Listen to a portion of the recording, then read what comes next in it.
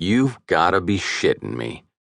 That's the battle cry of the wild weasels, surface-to-air missile, SAM or SAM killers. The first pilots sent into a war zone. Men who purposefully provoke fire from enemy missiles and anti-aircraft guns on the ground, then hunt and kill the SAM nests, making the sky safe for all other aircraft and helicopters to follow. I was proud to be one.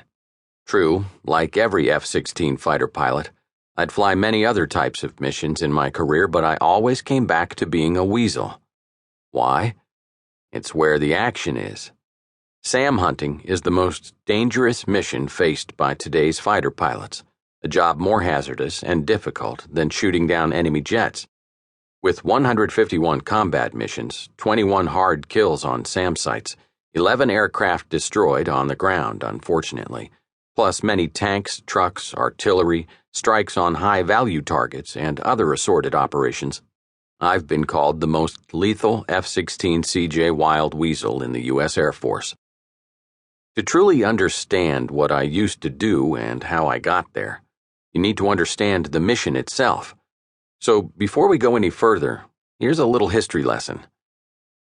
Since man first combined flight with warfare, other men have been trying to shoot aviators down. As early as the American Civil War, when manned balloons were used by Union forces to spot enemy troop movements, Confederate sharpshooters immediately started firing at them.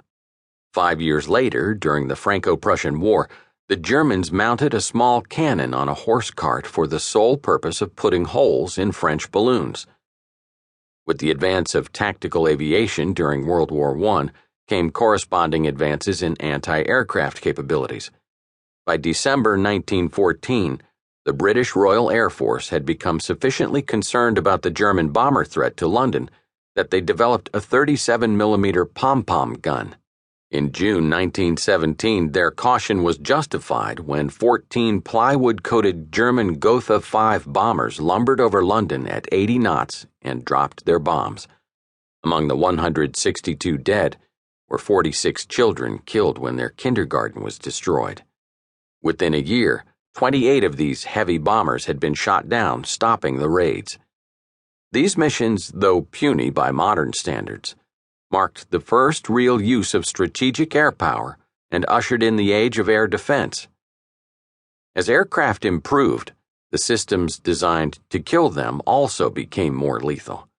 Weapons that could bring down wooden bombers flying straight and level at 80 knots were hopeless against the much faster and more maneuverable planes of World War II. This meant more accurate aiming systems had to be fielded, which could cope with more aggressive targets. Eventually, the British developed the kerosene predictor. Though ineffective against fighters, it was designed to track bombers. It was the first truly automated fire control system. Weapons improved as well.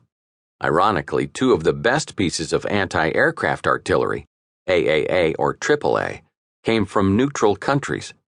Bofors, a Swedish company, manufactured a 40mm piece which proved lightweight, rapid-fire guns were tactically feasible. Bofors also exemplified the concept of business neutrality by selling its weapons to both the Axis and the Allies.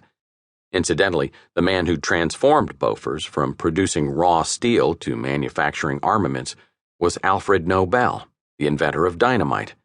He also founded the Nobel Prize for Peace. Swiss-built Oerlikon 20mm cannons were used with much success during the war by both the United States Navy and the Royal Navy as short-range anti-aircraft weapons. Interestingly, derivatives of this cannon were standard armament in two of the greatest World War II Axis fighters, the Japanese Mitsubishi Zero and the German Luftwaffe's Messerschmitt 109. The Germans also developed Fliegerfaust, arguably the first surface-to-air missile system. This was a portable system that looked like a Gatling gun and fired manually aimed 20mm rocket projectiles. Wasserfall was a derivative of the large V-2 rockets being fired at British cities and factories. It had a radio-controlled aiming system called manual controlled to line of sight. This meant the operator had to manually track his target and steer the missile to intercept.